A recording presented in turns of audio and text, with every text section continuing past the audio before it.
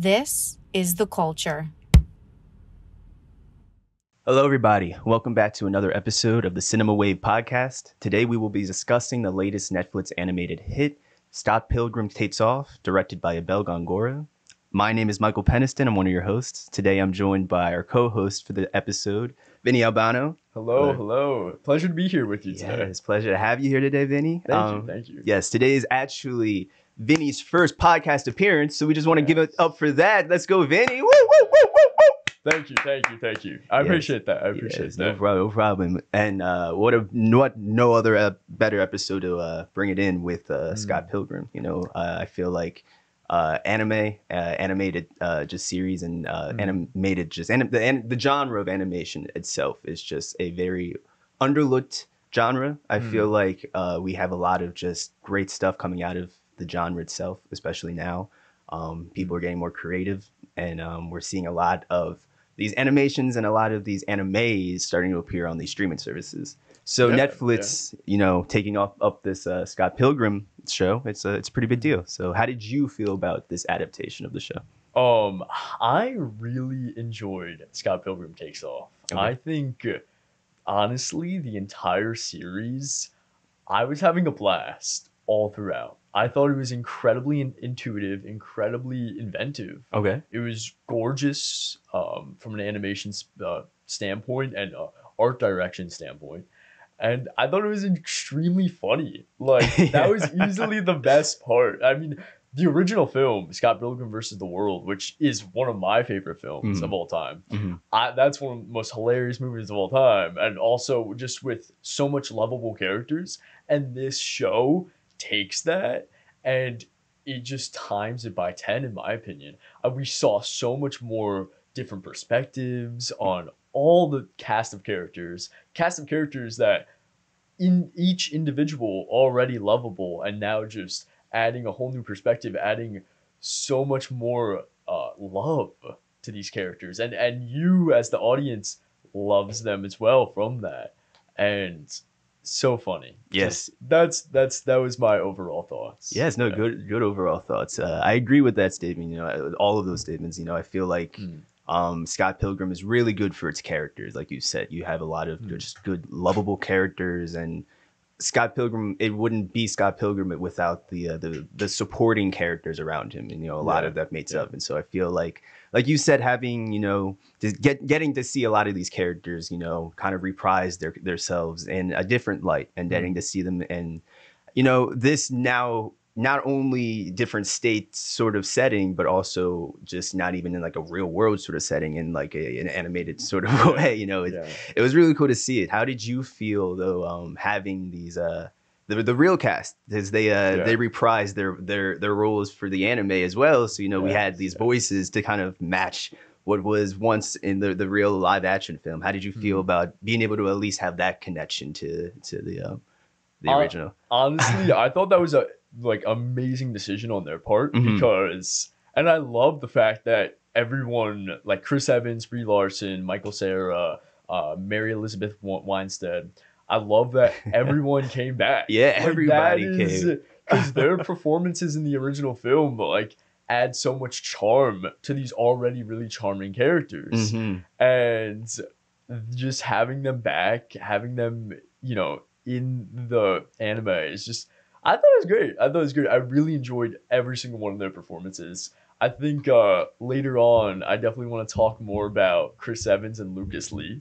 Because in the film, you know, he's cool. Yeah. In this, I love it's completely different. Like, he was honestly, I feel like the just the full comedic just character, just for the sake of the entire show. I feel like, and like you said, in the movie, you really didn't get that light on him. He was kind of they were all just kind of side characters fading along, you know. And so, but again, in the movie, they all had that charm that, you know, it kind of made them hit their roles so much that, like, I can't imagine seeing any other actor portray the roles that they played, like Scott, like Chris Evans, or especially like Michael Cera, having him just be back. You know, it's I feel like there was a lot of nostalgia behind it. You know, and well, we're talking about spoilers, right? Yeah, okay, for sure. Yeah, we didn't see much of Michael Cera since he disappears after the first episode. Yes. Which also, like, not to steer a conversation to a different That's okay. point, but Yeah. also I loved the fact that the first episode sets it up almost like as if it was going to be a remake. Mhm. And I've actually talked with a lot of friends, and they thought the show was going to be a remake of the movie just because of like the marketing. Yeah, me And too. we saw a lot of Scott in the marketing, and that first episode too feels like a remake. It It's does. almost like 1-to-1, and then the ending, you're just like, wait, hold on. Yeah. Did that happen in the movie? Did it not happen? And then the whole show takes a whole separate turn. And I love that. I love how the first episode is just like it's like it hits you with a left for like a sneak right punch. You know? Yes. So we can kind of use that though to steer us into our discussion about this show a little bit, Yeah. just because that is the first episode. You want to discuss and tell the people, for the people who didn't watch the last of that kind of shocker twist to kind of pull us out of the reprising sort of what we thought was going to be the same thing that we once saw before, and then just a completely sort of shocker. Do you want to kind of discuss that and tell from your view what kind of happened in that last sort of sequence in the last of the first episode? Yeah. So the whole first episode up until the climax where, you know, Sex Bob-ombs, they play at the Rocket. Yeah. And, you know, it's just like the film. You know, Scott runs into Ramona at a party. You know, they kind of hit it off. Ramona takes him through the door. And then we lead up to, you know, Sex Bob-ombs playing at the Rocket. And Matthew Patel comes in. Yes. The first Evil X. And I really want to talk about Matthew Patel because I even have written in my notes, just like Matthew Patel, exclamation point, exclamation point, exclamation point. But it says, in the original film, honestly, like, I'm such a big fan of the original. I remember Matthew Patel, but out of all the Evil X's, I feel like he is the least memorable. Yeah, no, I agree. Especially, I don't mean to cut you off too, but like I recently rewatched a little bit of the original film, and I just thinking about even his entrance into it was like, because that was like kind of the first to see, and it was, I don't know, you're right, it wasn't as hitting as this, but continue, my bad. Yeah, no, you're good. But I agree. Like he was the most like not memorable, but in this, you know, he's introduced at the Rocket. Yeah. And then his whole character from there just is such, I loved him the entire he stole the show. He was so funny. And we see so much more of his character because obviously Scott, quote unquote, dies in the first episode, but we find out that he was taken through a portal. Yes. And, you know, Patel wins the fight, and we see Matthew Patel rise to the top, essentially, which is crazy because in the original film, like, he was not given that much attention. And then also, like, the entire, if we're talking about anime adaptation wise, the entire last part of the first episode was just beautiful. Like, all the animation. I specifically want to talk about how this show and the animators at Science Saru use the blend between 3D and 2D animation, because there's a lot of specific examples that just like really stood out to me.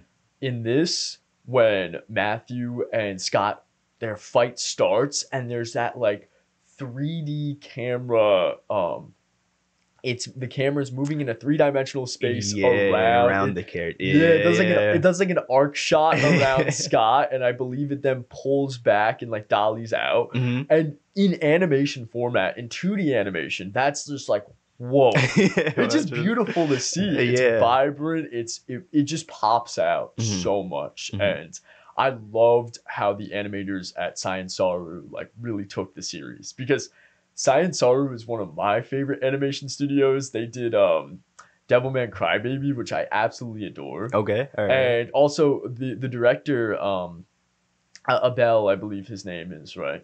He was actually a key animator on Devilman Crybaby. Oh wow. Okay. So I just love seeing that. I know he also worked on Star Wars Visions, but to get back to the conversation at hand, that first episode, just all throughout loved it. That whole climax of that first episode and that subversion of your expectations. Yes. I was like, okay, I'm hooked. Yes, hooked. Yes, Yeah. yes. And I feel that same way. I wasn't expecting that ending. I feel like that ending again really threw off probably everybody. And again, big spoilers, but yes, Scott in the first episode dies at the very end. And like you said, Matthew kind of like takes the lead in things. Not only that, it kind of just sets the stakes up to a place where now it isn't Scott Pilgrim versus anybody. You know, it's just kind of like everybody else. And leading now throughout these episodes, we don't really have to go too deep with each of the episodes, but through this now you're seeing a lot more of these other characters through that because you lose that protagonist. And so, you know, like you said, we start to see a lot of Matthew. We start to see a lot of Lucas Lee at one point, and he was a big character, like we said, with throughout this. Lots of characters. Yeah. 1 second. No, you're good. You're good. Lots of characters in this row. And so do you feel like it was smart again on the director's point to have it heavily focused now on these characters and to take Scott away from the equation? Do you think again that was a smart thing? I think that again it needed to take us out of what we had already seen. But do you think that now moving forward, because there's still 8 episodes throughout this series, and at this point, at the end of that episode, we don't know what's to come. We don't know if Scott's actually dead. Yeah. We don't know what to expect. But we are seeing a lot more of these characters. Do you think that was definitely still a smart move to now move forward with this and have these characters, you know, be now these protagonists and take Scott out of it completely? Or do you think that let me rephrase it. Do you wish that you had Scott throughout it a little bit more to kind of steer the story a little bit more? Honestly, I thought it was an excellent decision to just have Scott omitted from the series altogether. Okay. Because although I do wish we saw more of Scott's perspective through the 8 episodes, I don't think it was needed because this show really shows you how well these characters in this universe really are, and how powerful they really are in a writing standpoint, because you can take the main character out and the show still stands on a really strong foundation just with the supporting characters. And I think that's such a great show of just great writing and just great character crafting altogether. And yeah, I do miss Scott in some. I wish we saw some more of him. And when he comes back at the end, I do have some, I guess you'd say, controversial opinions on the ending, because it seems like everyone really liked the ending. I know it's like the last 2 episodes are the highest rated episodes on IMDb, but I honestly thought they were very lacking. All right. But we'll return to that later. But yeah, no, I thought that without Scott, show still standing really strong. It was incredible. Even just with the supporting characters. No, I agree. I feel like Scott, for me, in my own opinion, I feel like I kind of wanted Scott there a little bit more. Again, I love all of these characters. Maybe it's because I know like just a little bit about the comic. I love the movie, but I know mostly a lot of my knowledge with these characters is mainly from that movie. So, you know, there isn't a lot for me to really know about these characters, you know, and so that's where I like that a little bit more.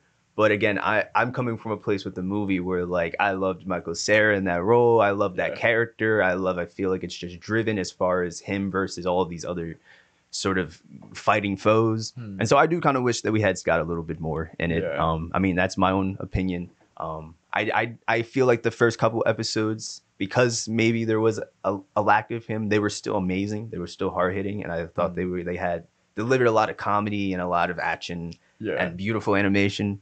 But it was still kind of missing certain things. I don't know if maybe that was just Scott not being there. That's, again, this is just my personal preference as far as that. But again, I do think that these characters, still getting to highlight these characters in a new light through that, I do think it was smart. I think it was smart on the director's part, and I agree with you. It's like you saying that it was smart, just because they needed to do something different. But again, I just wish that we had a little bit more Scott. And I am going to use that to kind of transition us into this kind of overall. I am gonna jump to the end because the end is a pretty big sort of. It's different than what we've seen. I feel like in kind of Scott Pilgrim, and it's a kind of a twist. It's a big twist, and so you find out that Scott is not dead, actually, like you said, and that he was actually just thrown through a portal. Basically, in the end, this kind of takes over big versus all of what we've been watching. Kind of leads up to Scott having to fight himself, an older version of himself, basically, who he's basically just grown up. He's how all of these younger kids must view like these older people, and because of that, there's like some sort of just like beef and tension, and him and Ramona at that point in their life obviously just aren't getting along, butting heads, and he's coming back in time to basically stop all of this so that nothing could ever happen. How did you feel about having that kind of be the twist of it all, of this whole show, this whole season, having it lead to Scott not really being dead, but Scott actually just being thrown through a portal? And we can talk a little bit more about him being thrown through a portal, but I kind of want to touch more about that last kind of hard-hitting finale sort of thing. How did you feel about it getting to that place, you know? So I did enjoy the last two episodes, and I thought they were structured really well. Okay. I loved the idea of the Matthew Patel like theater play. Okay. And how Matthew Patel is playing Scott in this theater play, it was so hilarious. Yes. However, I feel like I think this is controversial saying this, I guess, because like I mentioned, it's like the top rated episode on IMDb, but that whole thing about future Scott, like he was the villain of it all, and that he was going back in time and trying to stop, young Scott from, dating Ramona so that he would never be feeling that heartbreak or whatnot. Or just growing up and being grumpy, miserable. Yeah. So, but I felt like that was a little rushed, to be honest. It felt they're building a mystery for 6 episodes, and then episode 7, or at the end of episode 6, Scott shows up on the doorstep, and you're like, wait, hold on, what? Right? And, buddy, you died. And then episode 7 explores where Scott was. And I think the idea of time travel and just throwing in like, oh, this was the motive the whole time, that it was older Scott, and this was his motive in the second to last episode. I felt it felt out of nowhere for me. It just didn't. It felt very rushed for me. And then I feel leading into the final climax where they're at the theater play and then they're transported and they fight like the really older Scott where he has like the gray beard. And that action sequence was really cool. I loved seeing all of them, fight in a very like anime, way. That anime power of friendship. It's always going to be the deterrent to fight the bad guy. And I loved seeing that. Animation was beautiful. But it was just like, it just felt like you have a mystery. Second to last episode, oh, that was it? Really? There was nothing really more to it. It's some last minute time travel thing. And I'm like, okay. Not that that's necessarily bad, but it's a little underwhelming with the amount of how exuberant the mystery was in those previous 6 episodes. Yes, definitely. And then that last battle, which it's beautiful to look at, but it's like, okay, big battle, yippee, we won. And that's it, you know what I mean? It's like, okay, animation's nice, but I felt that last, climax was just, it felt too good. You know what I mean? It felt too perfect. Yes, and I agree. I 100% agree with that. Yeah. I think I liked being able to see this take on a futuristic Scott and how like far they could go with it and everything. And even like for the short time that we got to see that future self, where we got to see again, you know this word a little bit better than I do. Wallace, his best friend, I'm correct, right? Yes. Wallace Wells. Wallace, yes, right? yes. I love Wallace Wells. Yes, he was good. And then you saw older Wallace in that sort of Yes. sequence, and you saw like the whole bit where it's like, oh, who did Wallace end up marrying and stuff like that. And it's just like somebody that works for Nintendo. Like I thought there were like comedic bits in that and seeing that, and like you said, that ending sequence as far as that having now everybody come together to have to kind of like take on now this stock, which was like kind of like I guess a reverse on Scott having to take on everyone else. And so I feel like parts of that were cool, but again, I agree with you where it's like, how many times are we gonna just use this time travel sort of escape route just to kind of like figure something? I agree. I agree it was rushed. I agree that we had at this point set up so much through these short couple of episodes, but having him die is like it's a pretty dramatic thing, and then to have it just be kind of taken away with no, he didn't know, like we're just playing again with time travel. And so I just feel like every sort of show or movie or franchise is kind of playing into time travel at this point, and it's just becoming a lot. What are your thoughts on time travel and then just like no, I agree. I think time travel, and right now the big trend is the multiverse. Marvel's doing it. I feel like every single thing is doing it. Which are they've been around in storytelling for a very long time, but I feel because they're such a trope, to introduce them as your big punch plot twist, like that was the plot twist. Okay. You know what I mean? It's like, it's almost cliched at this point. You know what I mean? Like, you could do that. You could have time travel in your plot twist, but maybe a little bit more. I was hoping for a little bit more, because for the big plot twist to be, it was just time travel, I wish it was played upon in a more creative way. I agree. And then also through this time travel, we got to see a little bit more of a focus on Ravonna as a character. Ravonna, honestly, throughout the season, Ravonna was more of a protagonist, obviously, than Scott was. She was alive throughout it. But and she obviously was always a protagonist, but was always kind of just like the girl that Scott was fighting for. And now, towards the end, we're now starting to see Verona have to now almost... Am I saying her name right? I'm saying Ramona. I'm saying a V. Ramona. And then we have to see Ramona have to now basically fight for Scott, essentially. And we even through that get to see an older, futuristic version of Ramona. And that she kind of plays into this storyline as well. How did you feel about Ramona's character throughout this season in the show?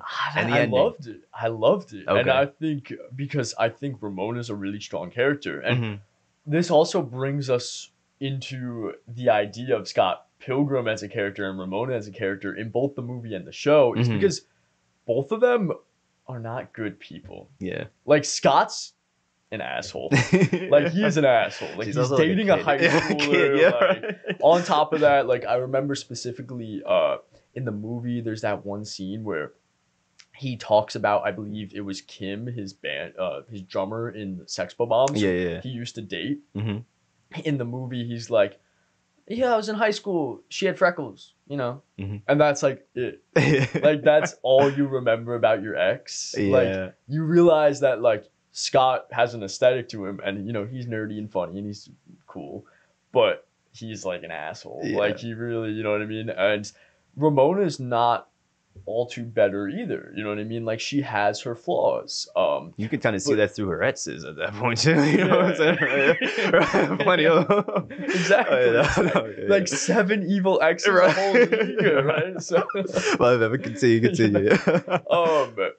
But I loved how we got to see more of her now, because they really explored that, and we really see a change in Ramona now. And by the end of the series, she's a lot different, and I really began to really be in love with Ramona. Not like that. Well, a little bit like that. But we all get like that.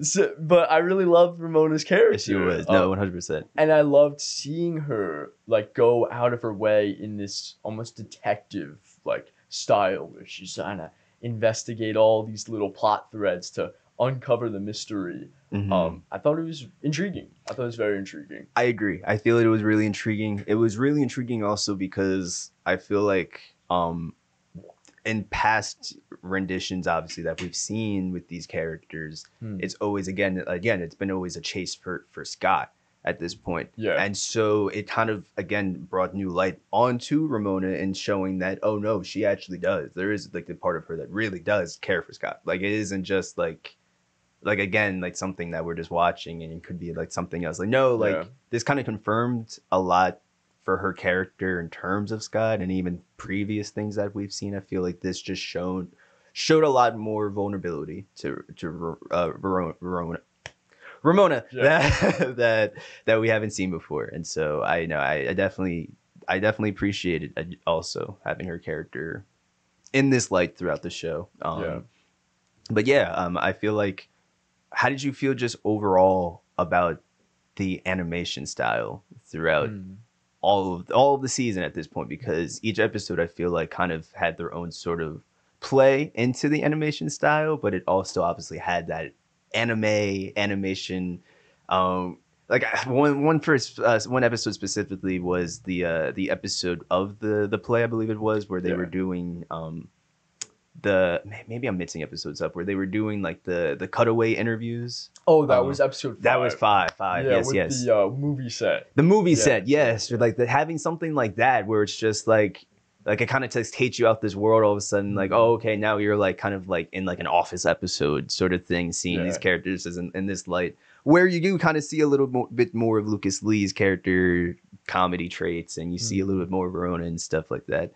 And so again, I'm spieling because I love the animation in it. But how did you feel about overall the anime and throughout it? Beautiful, just beautiful. Like I mentioned before, like I think the animators at Science Saru did incredible work. Like the Ganga work on this, like an entire anime, it was just beautiful. I love the action sequences, and although it's not like in a lot of animes, they have a lot of there's a lot to the art style, but Scott Pilgrim's a lot more simplistic. You have this very like cartoonish art style and design, and although that doesn't allow for these like extremely detailed set pieces, but it does, that's not Scott Pilgrim, but they use that simplistic art style to their advantage, where you have these really beautiful, they're able to focus on having these really just awesome movements and Ganga work. Specifically, I just want to talk about episode 5. I believe that's when there was the Wallace Wells fight with like all the stunt devils. Yeah, the stunt devils, yes. And that was awesome in my opinion. And just like that throughout, like all the action sequences were really awesome. All just very in animation, it's extremely hard to have dynamic camera movements, but they managed to do that. And they have these dynamic camera movements. They have a mix between 3D environments and 2D characters. Even like little shots, like episode 8 when they have the theater play. There's a shot where it's like dollying through the alley, the rows of audience like seats, and I just love that because it's animation yet we're moving in this 3D space, and you can see that the environment is like 3D generated. However, the characters are all drawn in 2D, and I love that. I know a lot. Wit Studio, the same creators behind Attack on Titan, the first 3 seasons, they do that a lot, and it looks beautiful. I'm a huge Attack on Titan fan, so I don't want to start talking about Attack on Titan, but they use a perfect blend between 3D and 2D, where you have these characters like swinging through the city in a 3D space, yet they're drawn in 2D. And they do this a lot in Scott Pilgrim, where you just have these dynamic camera movements in a 2D animated world. And it's just beautiful to look at. You know, It is. it's like neuron activation in my brain. I'm like, whoa. Yeah, well, Yeah, trigger. yeah. Ooh, I'm ready. Yeah. I get that completely, 100%. I feel like animation does that. Do you feel like hearing all of that? Do you feel like having it be viewed this way rather than being again another, say, live action, one that Yeah. we've already seen, another sort of reprisal of a live action version? Do you think it supported this story? Do you think that you would have preferred to see something like this in more of like a live action sort of setting, or do you think that like because of that animation and like each point that it hit, do you think that it secured that this needed to be an anime? Yeah. I think looking at how Edgar Wright took Scott Pilgrim in a live action adaptation, Mhm. which is incredible. I don't even know how he did, manage to pull some of that stuff off. Mhm. And he did an incredibly good job at bringing this very like anime video game to real life. However, I don't think this needed to be live action. It could, like, seeing what Edgar Wright did with the original, it probably could have been done in live action, but animation allows you for so much more freedom, so much more creativity, because you could do stuff in animation that you just physically cannot do in live action. You can have I mean, you could kind of do it in live action, but not in the same fluidity where, like, when Lucas Lee ends up being a barista, and he's like flipping the coffee through his shoulders and stuff, and or Yeah. even that one scene in episode 4 where Lucas Lee is like skating like through this huge I forgot about that. yeah, he has this like big mansion, and in like the backyard or like the front yard of his mansion, this huge just like skate park thing, and like you could, it's probably doable in live action, Yeah. but in animation you have so much more freedom, so much creativity, and seeing that is whoa, that's cool. I don't think it needed to be live action. I think animation does just perfectly fine, and it allows for a lot. It allows for a lot of charm and just creativity, like I mentioned.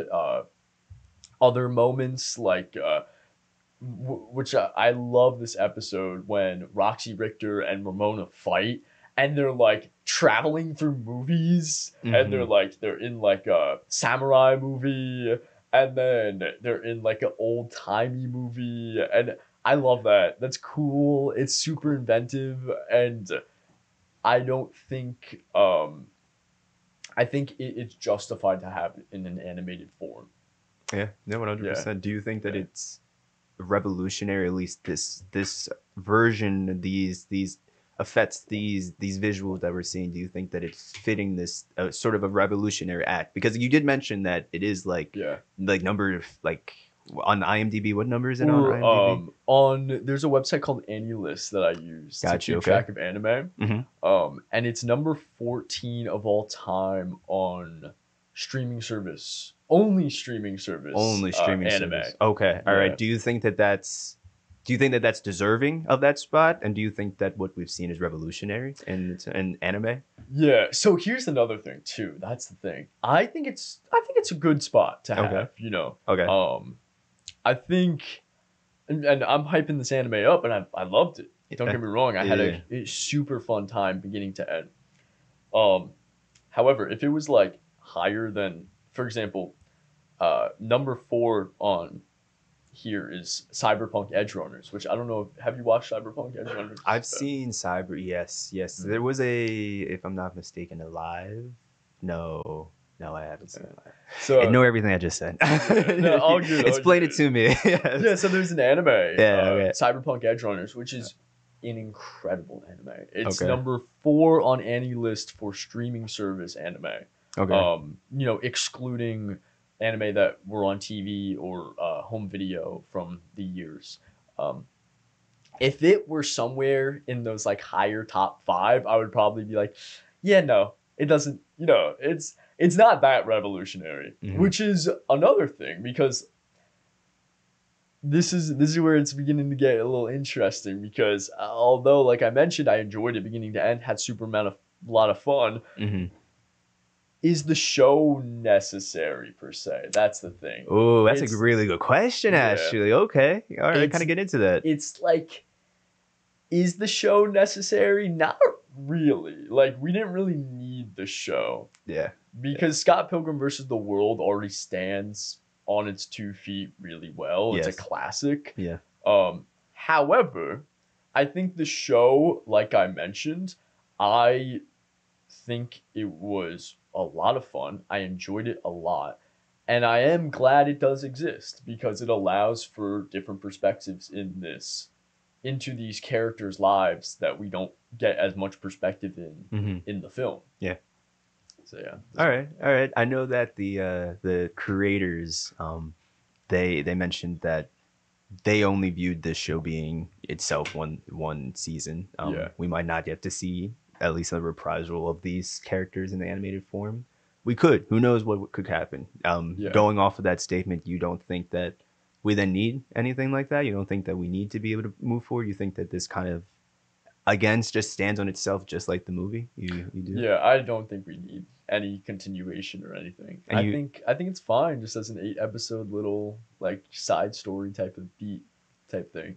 Could you see any of like spin-offs coming from a couple of these characters? Like, because I know you we talked about like characters again like Lucas Lee, like that like we got to see a lot more of his character. At one point he played into the whole actor sort of persona, and that was a whole comedic bit in itself. Do you think that this kind of opened the world of maybe that, seeing some spin-offs? So that's actually really interesting that you point out, because I think you could write a lot. You can have a spin-off on Lucas. You can have a spin-off on Roxy. You can have a spin-off on every single one of the X's. I don't think that's needed though. I think this is just fine how it is, All right. I had a fun time with it. I think it's good. Hey. I think once you start writing all these spin-offs, you're beginning to milk it. And it's beginning to get like, then it loses its charm. You don't want to oversaturate it. Exactly. Got you. I agree with that. I also agree that this stands on its feet. The movie alone is like a cult classic at this point. I love the movie, and so I agree. Let's just leave this right where it's at. No, I agree. Yeah. All right. Any other thoughts that you had about the show or anything? Yeah. So I actually do really want to talk about just going episode by episode and the different jokes that really landed, and just like the idea. I feel like every episode combats the perspective of these characters, and each episode almost has like a different style to it in a way. Okay. All right. Through like storytelling, like for example episode 5, where it's like all like documentary, and it's like you mentioned, it's almost like The Office. yeah. Which I fucking love. I love that. So like good, it was great. Like it was different. It was different. Exactly. Yeah. Exactly. You don't see that a lot in anime, and it's just like, okay, this is fun. I am on board with this. First episode, like I mentioned, we already talked all about that. Second episode, which I feel like honestly the second episode was my least favorite. Okay. Besides some of the plot threads in the last 2, like I mentioned, like the lackluster, just like final twist. But the second episode, we have that fight between Gideon and Matthew Patel.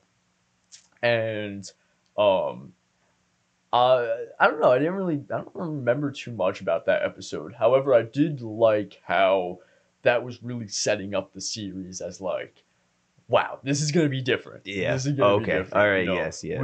Gideon is gone. He's forced to become Gordon Goose, and all that.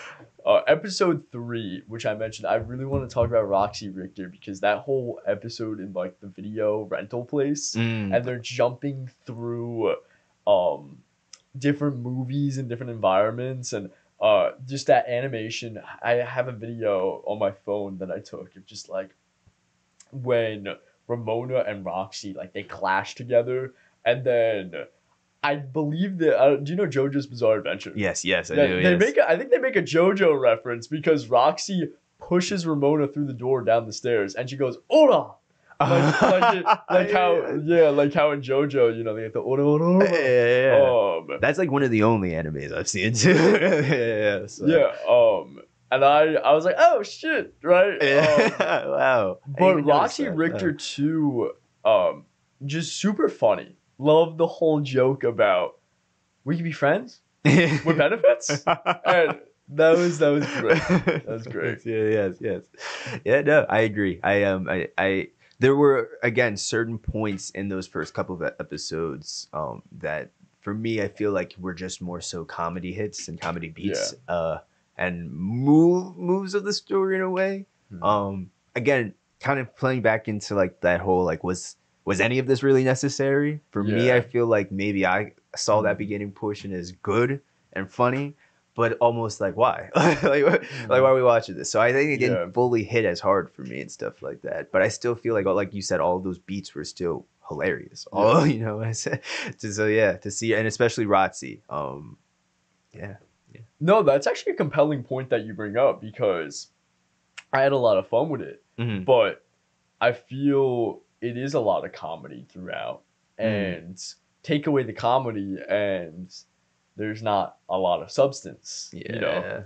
So I think if you are kind of just an average viewer and you're like, oh yeah, I watched Scott Pilgrim once, I think you're not I don't think you're gonna take a lot away from this show. Yeah. I think I've actually seen people hate this show. I don't know where they came from as a Scott Pilgrim fan. But I could see a lot of people coming out of this show being like, yeah, it was funny, but there was really nothing else to it. As like I mentioned, Scott Pilgrim versus the World was my favorite films. I enjoyed it thoroughly, but I'm a fan.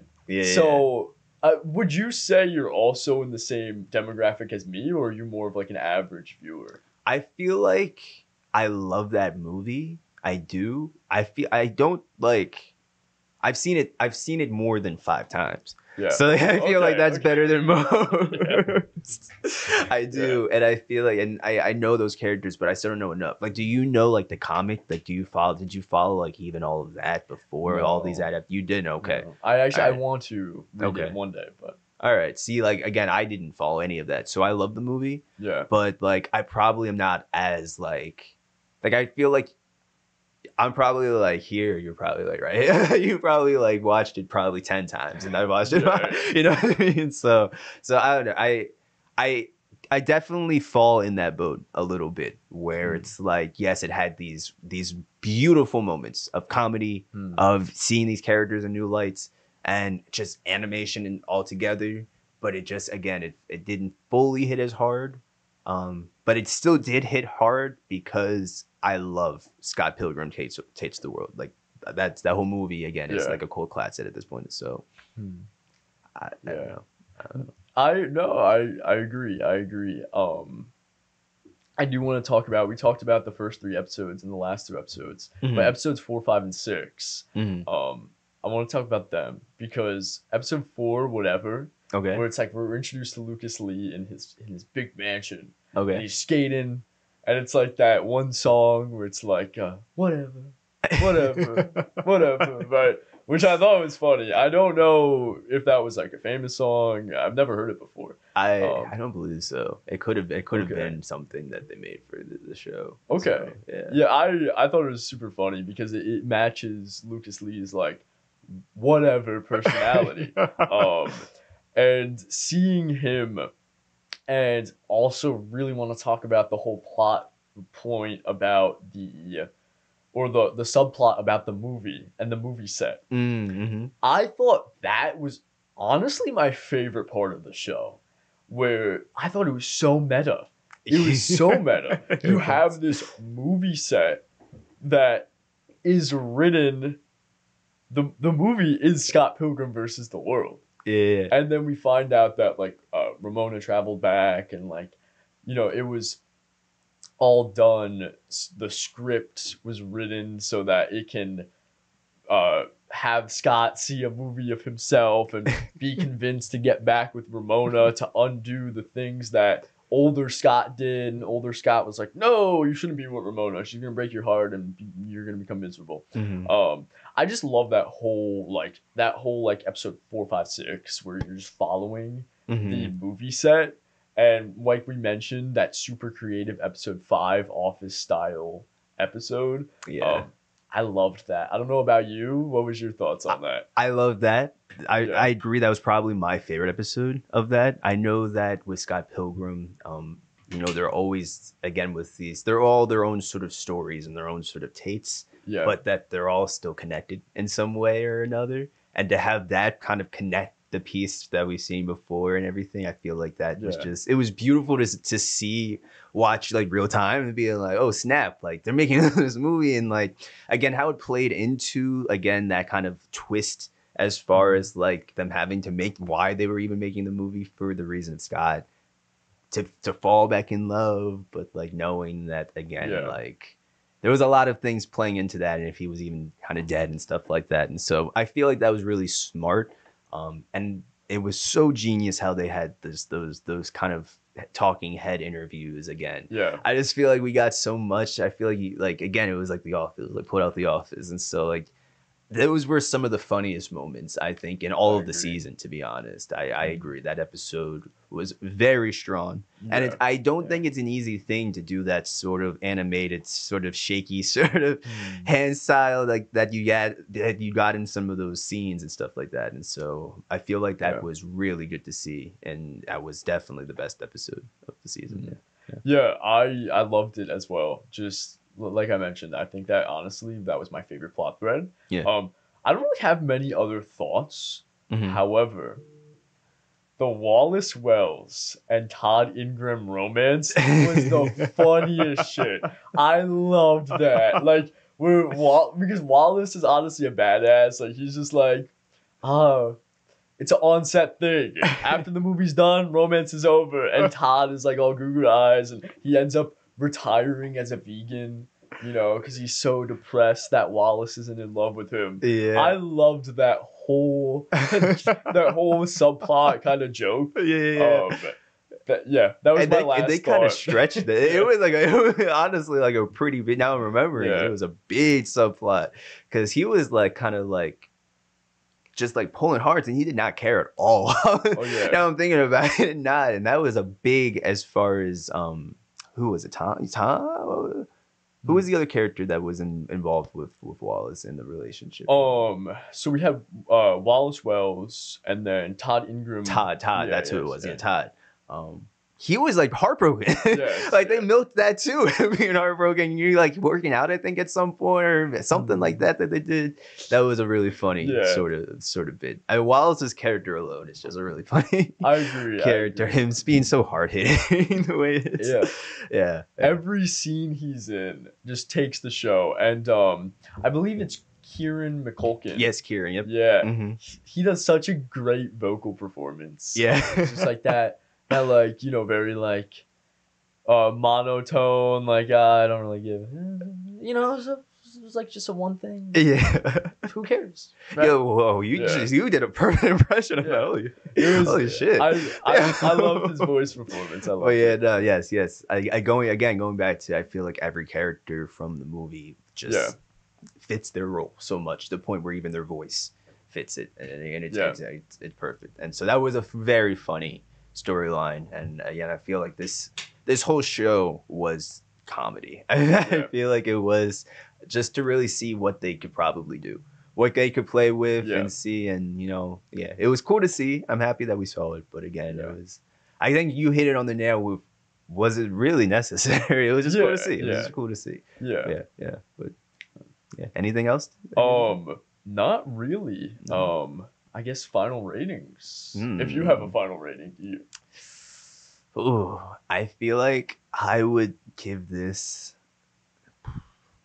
Out of how many are we doing? I usually do out of 10. Out of 10? Okay. All right. I didn't know if we were doing 5 or 10. I'm going to go. I think I'm going to give this an 8. Ooh, okay. Yeah. I'm, like I mentioned, I did make that point about, like, necessary. Like, is it necessary? And I think people who aren't as in love with the universe and characters as much as I am are probably not going to get anything out of the series. However, me personally loved it, had so much fun. I'm gonna give it 8.5 out of 10. 8. So a little bit higher. Okay, all right. It's funny Yeah. too because I feel like we have similar but different reasons as to why we're that close. Like Yeah. for me, there were like so many just small elements again, just that kind of like made the show what it was, and Yeah. the twists and overall the animation for me is what really did it. Hmm.